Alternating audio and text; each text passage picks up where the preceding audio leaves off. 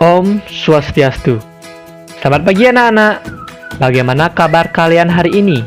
Bapak harap semuanya dalam keadaan baik ya. Dan jangan lupa untuk tetap menjaga kesehatan kalian. Dan jangan lupa juga untuk tetap semangat untuk mengikuti pembelajaran hari ini. Nah, hari ini hari Sabtu tanggal 3 Oktober 2020 kita akan belajar tentang tema 3 peduli terhadap makhluk hidup, subtema 2 hewan dan tumbuhan di lingkungan rumahku, pembelajaran keempat. Nah, adapun tujuan pembelajaran kita hari ini adalah yang pertama, siswa mampu menjelaskan pentingnya melaksanakan hak dan kewajiban secara seimbang ketika memanfaatkan tumbuhan dengan terperinci.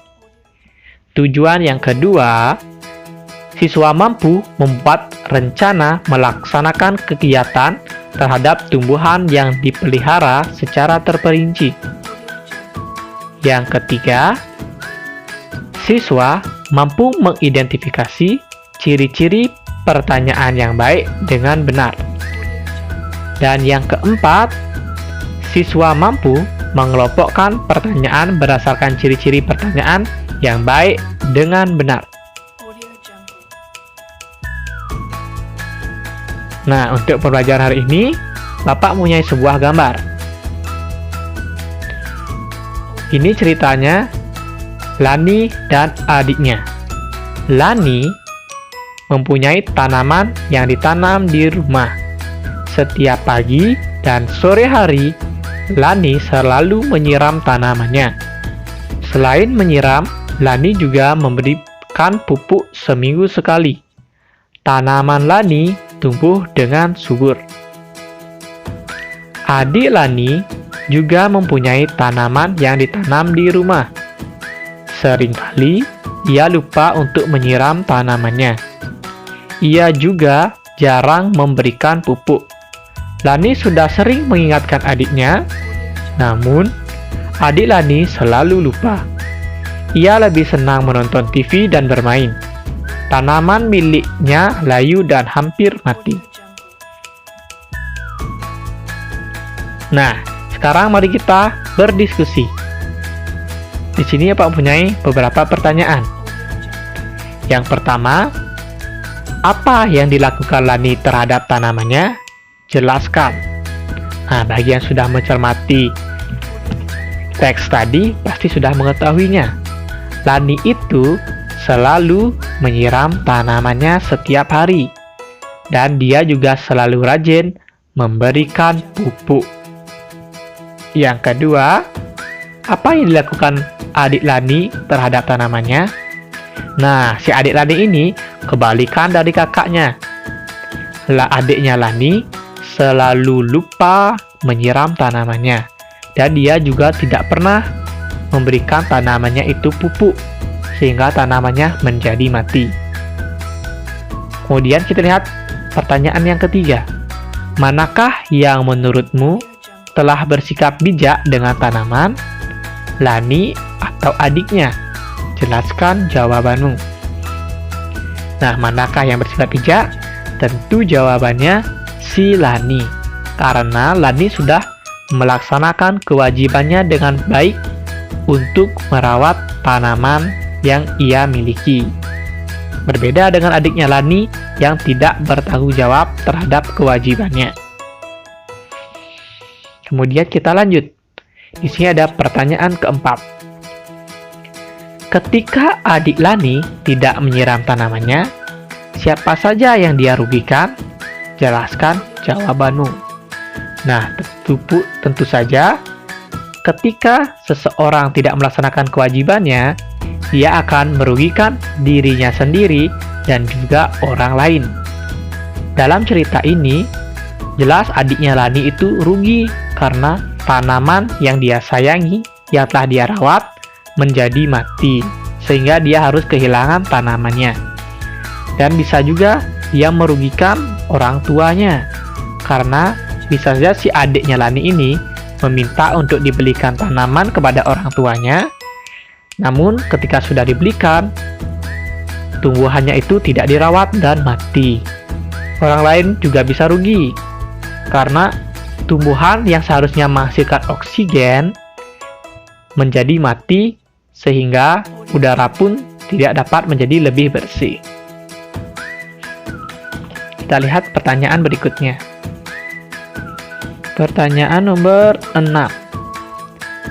Ketika Lani menyiram tanamannya, apakah dia sudah melaksanakan kewajibannya? Jelaskan jawabanmu. Nah, siapa yang tahu? Ya, tentu ketika dia menyiram tanamannya, si Lani sudah melaksanakan kewajibannya.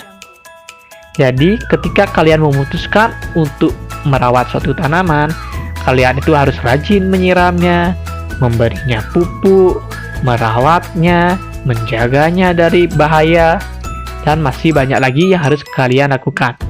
Berarti salah satunya adalah menyiram tanaman seperti yang dilakukan oleh Lani. Nah, berikutnya nomor 7. Mengapa memperoleh hak untuk mendapatkan tanaman subur itu penting?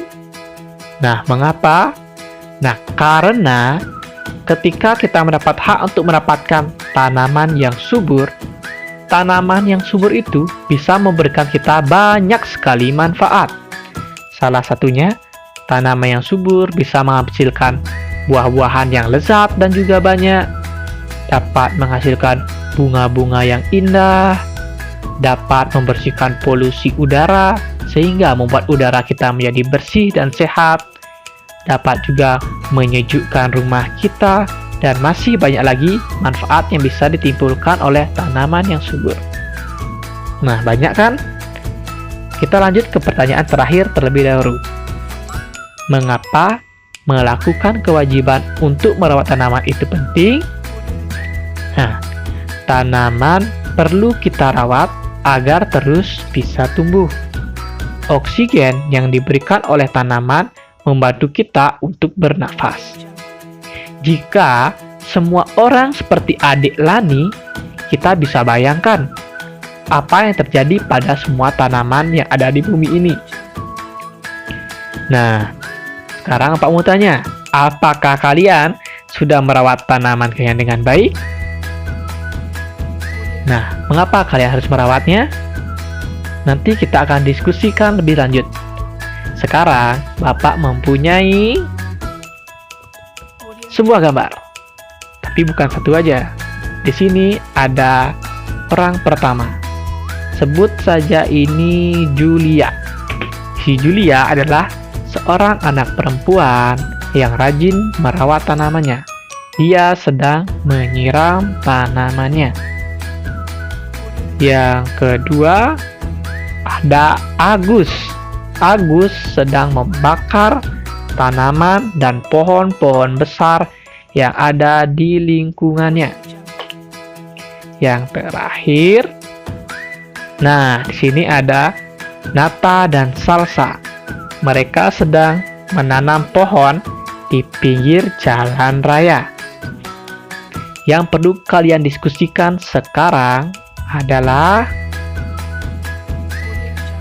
yang pertama, apa tindakan yang mereka lakukan pada gambar A, pada gambar C, dan pada gambar B?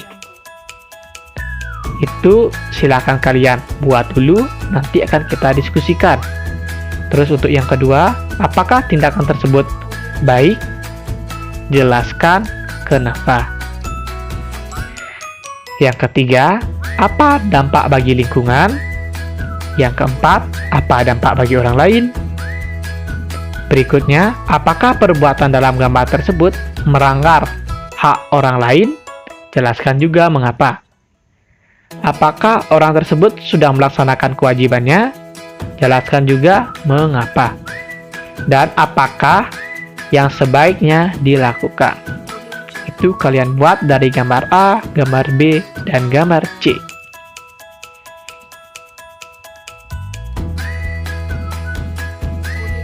Nah, masih ingat nggak?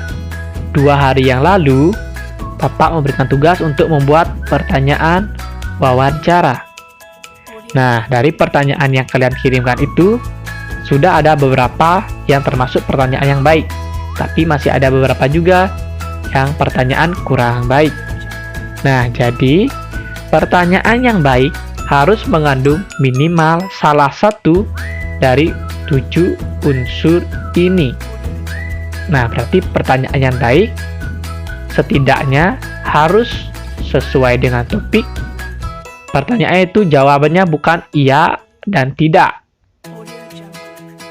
Pertanyaan itu harus menggali banyak informasi.